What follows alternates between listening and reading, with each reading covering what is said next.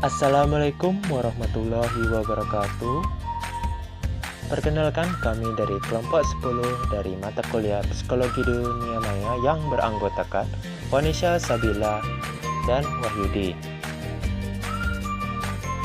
Baiklah, pada kali ini kami akan mempresentasikan materi kami, yakni Psikologi Kesehatan Online. Materi pertamanya yaitu Psikologi Kesehatan, gambaran singkat.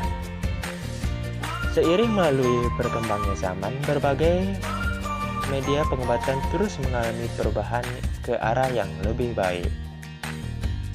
Dimulai dari pengobatan yang dipercaya kepada hal-hal gaib dan tahayul, dan berubah ke arah yang lebih modern. Saat individu mengunjungi dokter dengan harapan penyakit yang diderita tersebut dapat disembuhkan dengan melalui melihat gejala penyakit pada dirinya, melakukan pemeriksaan, pemberian obat-obatan, dan melakukan prosedur pembedahan. Selain pemberian obat-obatan, pendekatan yang lainnya dapat dilakukan seperti melakukan perubahan pada perilaku sehari-hari pada penderita. Namun, beberapa orang beranggapan bahwa saran tersebut dan menerimanya dan menerapkannya. Namun beberapa orang merasa bahwa tanpa menggunakan obat-obatan, hal tersebut tidak akan bermanfaat atau tidak membawa hasil yang lebih baik. Psikologi kesehatan mengembangkan dan mengevaluasi berbagai model pengobatan yang menggabungkan keyakinan kesehatan tersebut dan kognisi penyakit, yang mana hal ini tentunya bermanfaat untuk mengetahui bagaimana seseorang terlibat dalam perilaku yang sehat ataupun tidak, bagaimana anggapan seseorang terhadap risiko penyakit yang dideritanya, memahami bagaimana seseorang mengubah perilaku yang tadinya tidak sehat, dan mengetahui apa saja intervensi yang dapat diberikan kepada penderita tersebut. Penyakit yang telah parah menjadi perhatian dalam psikologi kesehatan. Selain itu, psikologi kesehatan memperhatikan bagaimana seseorang dalam mengatasi stresnya dalam penyakit dan derita tersebut, penuaan, kecanduan, penyalahgunaan obat-obatan, dan bagaimana rasa sakit yang muncul pada kondisi tertentu, dan masih banyak lainnya. Materi selanjutnya ada mengatasi dan sumber daya online. Mengatasi atau bisa dibilang coping. Individu telah mengembangkan berbagai macam coping yang dalam mengurangi efek stres dari penyakit yang diderita tersebut, cedera, dan permasalahan hidup yang dialaminya dapat diatasinya melalui coping.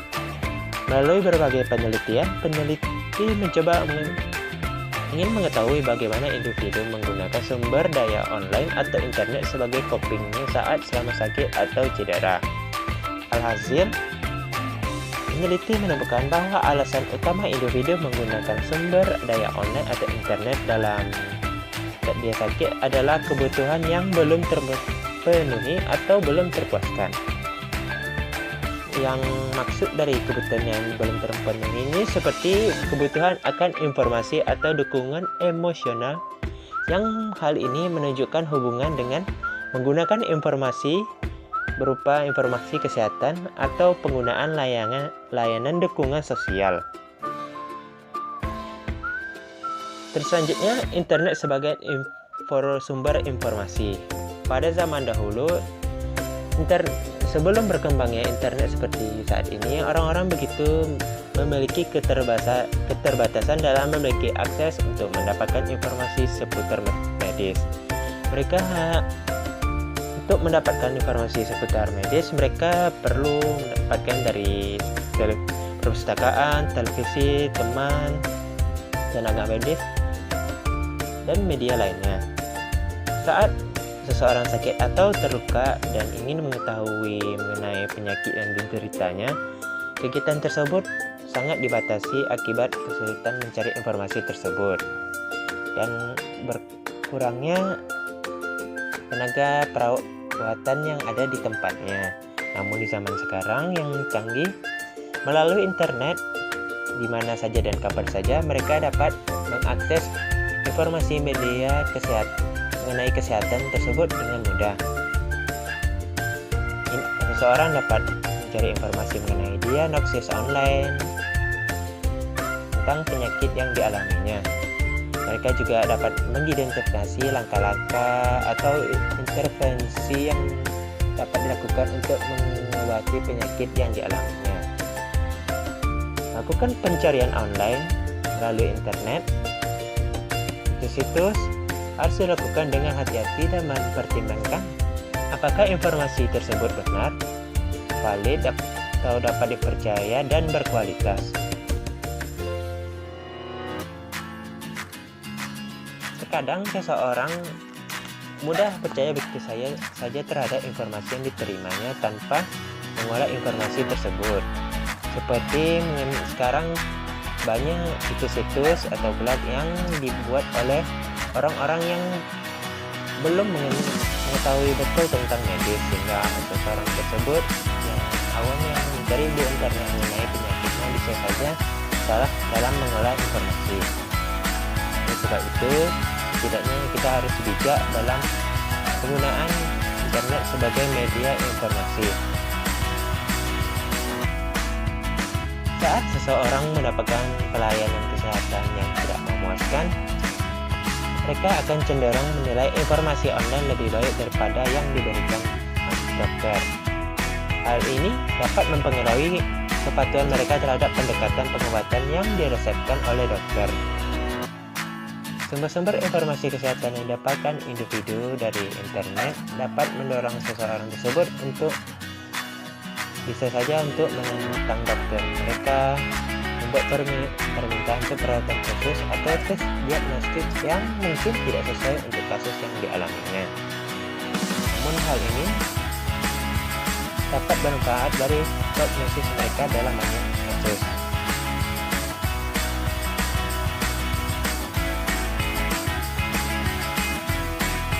Selanjutnya ada internet sebagai sumber dukungan sosial. Dukungan sosial ini dalam kehidupan sangatlah penting. Ia memberikan banyak manfaat kepada individu. Pemberian dukungan sosial terhadap seseorang tersebut sakit dapat menyebabkan individu tersebut rajin menjaga kesehatannya, rajin berolahraga, rajin melakukan pemeriksaan rutin, mengikuti prosedur kesehatan yang ada, menghindarinya penggunaan obat-obatan atau zat terlarang, membantunya dalam menyelesaikan perilaku yang sehat. Selain itu, ada manfaat lainnya dari dukungan sosial, yaitu dapat meningkatkan proses coping individu dalam mengatasi permasalahan dalam hidupnya atau penyakit tersebut. Pemberian dukungan sosial dapat dilakukan secara online, seperti membentuk kelompok dukungan sosial khusus secara online. Dengan adanya pembentukan kelompok dukungan khusus secara online ini dapat membantu seorang dalam mengatasi berbagai penyakit dialaminya dengan ia tetap bersemangat. Pembentukan kelompok dukungan khusus secara online tersebut, individu merasa bahwa orang-orang paham akan kondisi dan kebersamaan yang dideritanya atau dialaminya tersebut. Mereka dapat mendiskusikan penyakit yang dialaminya, mendiskusikan penyebab stres atau trauma yang dialami penderita tersebut. Pembentukan kelompok diskusi online ini membantu seseorang dalam adaptasi kognitif dan emosional. Tetapi hal ini bergantung pada reaksi orang yang dipercaya. Ada beberapa penyebab seseorang mencari dukungan sosial secara online. Seperti dengan komunikasi online ini, di saat internet telah maju ini dapat dilakukan mudah melalui seperti forum-forum media sosial. Dengan komunikasi online juga dapat menghasilkan tingkat perasaan kasih sayang dan emosi yang lebih tinggi. Komunikasi online tentunya seperti tadi dapat membuat komunikasi antar sesama lebih mudah, bertukar informasi mengenai suatu penyakit dengan sesama menjadi lebih mudah, seseorang merasa dekat, menyenangkan, individu juga dapat mengungkapkan informasi pribadi secara online kepada offline. Dan terkadang melalui diskusi online tersebut, individu dapat menunjukkan kebaikan atau altruisme di tingkat tinggi secara online. Namun, saat melakukan diskusi online tersebut, individu harus berhati-hati dalam menyampaikan informasi atau privasi pada dirinya. Sekian dari materi saya, terima kasih. Selanjutnya akan dilanjutkan oleh pemateri Vanessa.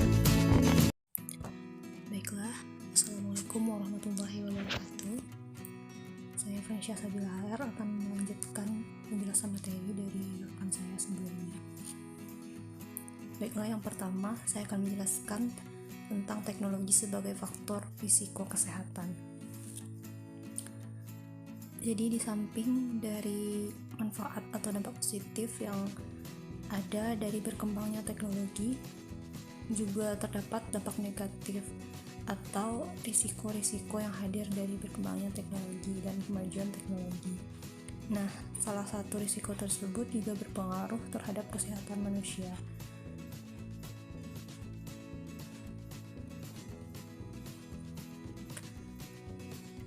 Pengaruhnya itu yang pertama adalah terhadap stres dan mentalitas selalu aktif. Nah, stres di sini adalah pengaruh adanya email sebagai sarana komunikasi yang digunakan di dalam area pekerjaan. Seperti yang kita ketahui sebelum adanya email, komunikasi di perkantoran hanya sebatas atau batasnya itu hanya sampai jam pulang kerja. Lepas daripada itu, ketika karyawan sudah berada di rumah, mereka sudah tidak ada lagi menerima urusan pekerjaan. Sedangkan semenjak adanya email, memungkinkan karyawan tetap menerima panggilan tentang pekerjaan dan menerima email atau harus mengirim email atau harus mengerjakan dokumen yang mungkin disuruh oleh pimpinan tempat ia bekerja. Nah, hal ini tentu sangat penting bagi setiap pimpinan perusahaan agar mempertimbangkan waktu kerja dari karyawan tersebut. Apabila karyawan telah pulang ke rumah, artinya telah selesai jam kantor, maka seharusnya pemimpin perusahaan itu tidak mengganggu karyawannya lagi dengan email atau panggilan-panggilan yang berhubungan dengan pekerjaan. Untuk hal itu bisa dilanjutkan untuk besoknya atau pada hari berikutnya. Sedangkan untuk mentalitas selalu aktif ini adalah karena dampak adanya email tadi, sehingga itu menyebabkan karyawan yang notabene sudah bekerja dari pagi hingga sore rata-rata,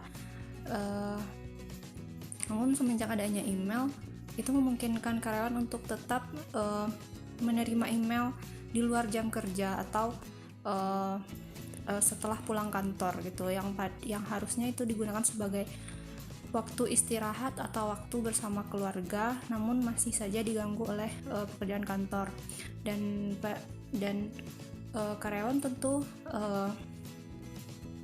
sebisa mungkin untuk tetap merespon email-email yang ia terima di luar jam kerja tersebut, karena ia merasa karena ia pasti tidak enak kepada atasannya atau ia merasa itu memang adalah tanggung jawabnya. Padahal jika hal itu terjadi terus-menerus atau secara rutin, itu dapat menyebabkan gangguan terhadap kesehatan emosional si karyawan tadi. Sebaiknya memang harus ada keseimbangan antara urusan pekerjaan dan kehidupan keluarga. Jadi ketika sudah jam pulang kantor, itu artinya karyawan sudah bebas dari urusan pekerjaan. Seharusnya itu karyawan tidak dibebani lagi dengan hal-hal yang berbau dengan pekerjaan. Nah, untuk mengatasi hal tersebut, dari sisi karyawannya memang harus tegas untuk mengatakan kepada rekan kerjanya ataupun pimpinannya bahwa jika dia sudah di luar jam kantor, jika ia sudah tidak sedang berada di dalam jam dinas lagi, artinya dia sudah pulang dari bekerja, itu mungkin dia tidak bisa lagi untuk merespon email atau panggilan yang berhubungan dengan pekerjaan.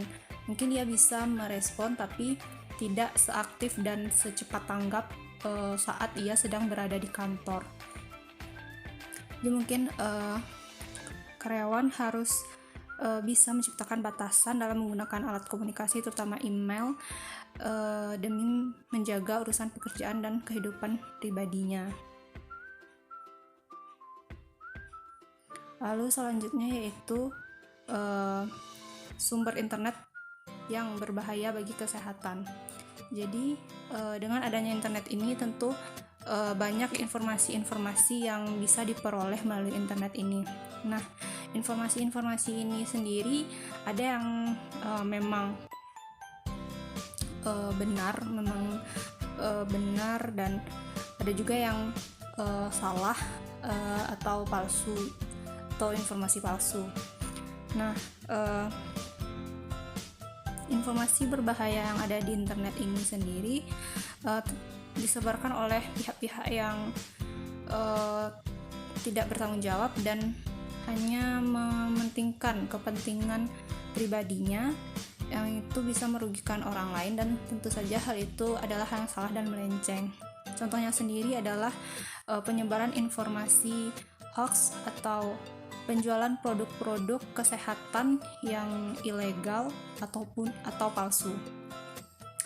Hal tersebut tentu membahayakan bagi pengguna internet yang mempercayai tentang hal tersebut, yang kemudian yang ia tidak bisa menyaringnya, yang kemudian ia membeli produk berbahaya tersebut dan menggunakannya sehingga itu bisa berdampak buruk terhadap kesehatannya.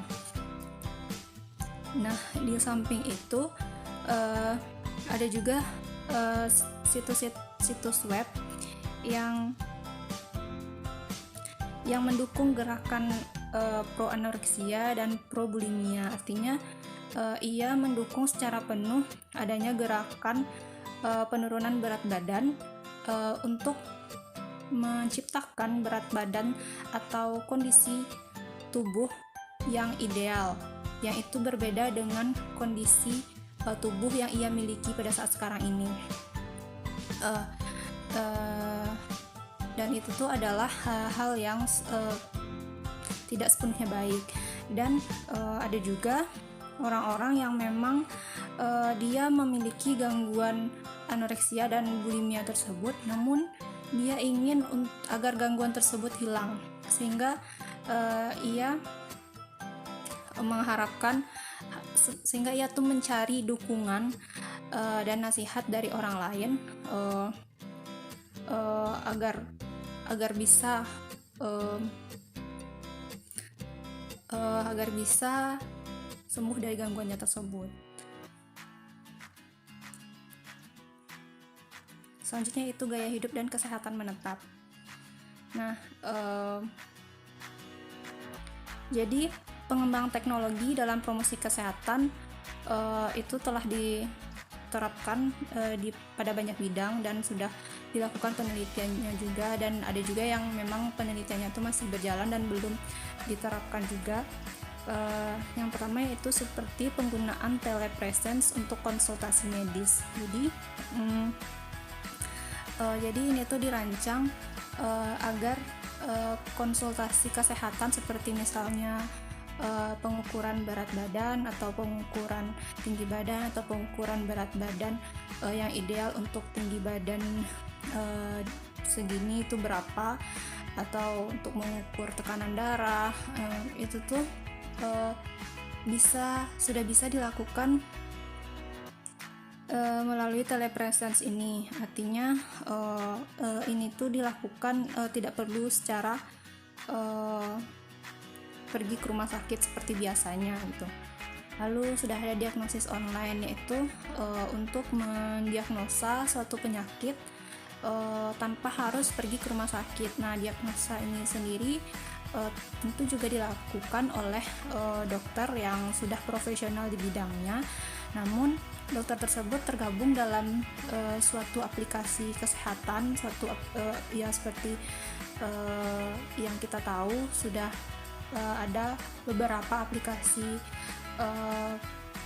kesehatan yang melayani di bidang kesehatan, dan dia tuh menyediakan salah satunya yaitu diagnosis online ini terhadap suatu penyakit. Dan nanti dari sana juga sama seperti caranya seperti di rumah sakit, hanya saja diagnosis ini bisa dilakukan secara online dan tidak perlu bertemu tatap muka di satu tempat yang sama seperti rumah sakit gitu. Lalu penggunaan smartphone dalam pengobatan. Jadi smartphone di sini dalam hal ini smartphone sudah bisa digunakan dalam pengobatan dengan cara membuat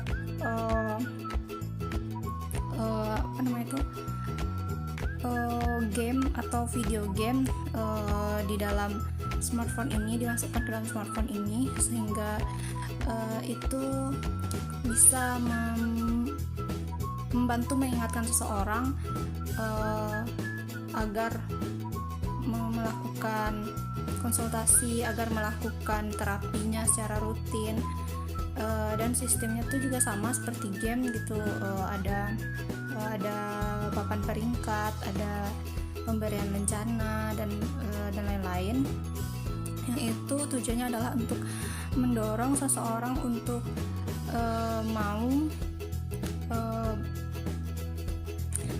untuk teratur melakukan pengobatannya, untuk lebih termotivasi lagi agar bisa sembuh tuh. Lalu selanjutnya yaitu pengembangan software yang mendorong hidup sehat. Jadi sudah ada pada saat sekarang ini ada beberapa aplikasi-aplikasi yang memang dibuat untuk membantu kita agar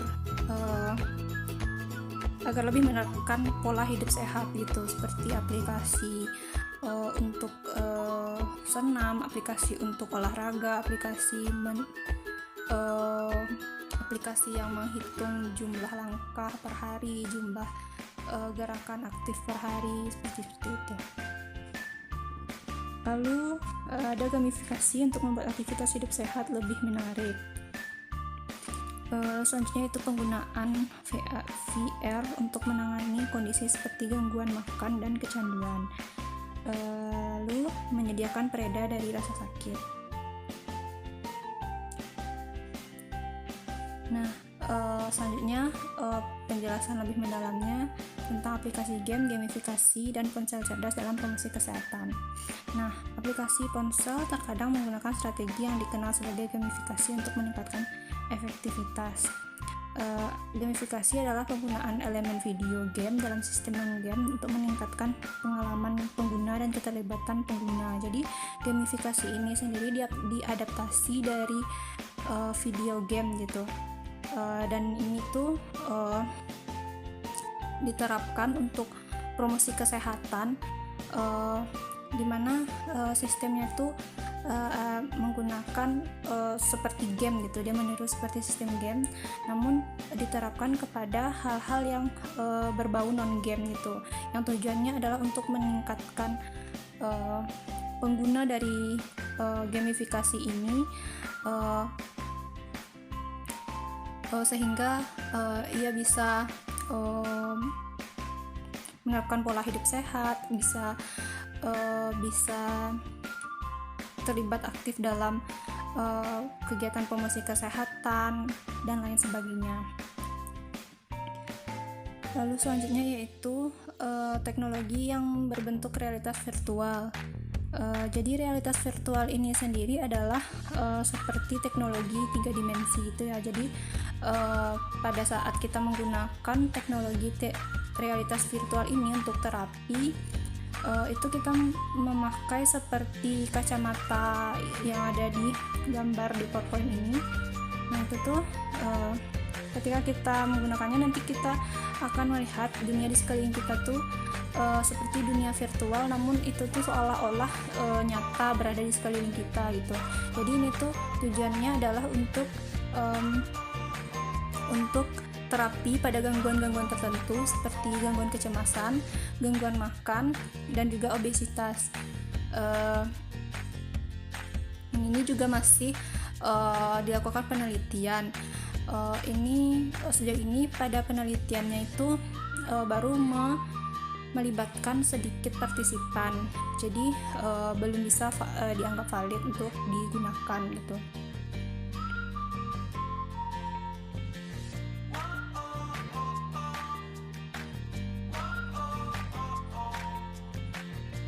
Nah jadi realitas virtual ini sendiri paling dominan digunakan di lapangan untuk gangguan kecemasan gitu, lebih direkomendasikan untuk mengatasi gangguan kecemasan gitu. Nah tapi jika ingin menggunakan realitas virtual ini sendiri, maka harus mengikuti syaratnya, yaitu harus benar-benar membenamkan diri ke dalam dunia virtual, dalam realitas virtual ini. Artinya tidak boleh terlalu banyak interaksi dengan dunia luar atau dunia yang nyata yang kita tempati pada saat sekarang ini. Artinya kita selama melakukan terapi benar-benar harus fokus dan lebih banyak masuk ke dalam dunia virtual ini dibandingkan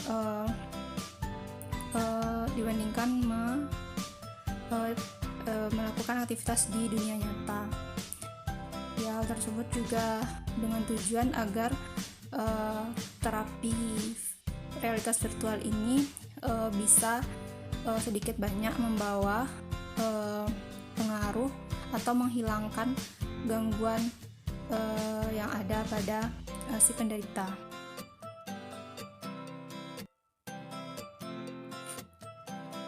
Mungkin sekian materi yang bisa saya sampaikan. Mohon maaf atas segala kekhilafan dan kekurangannya. Saya akhiri. Assalamualaikum warahmatullahi wabarakatuh.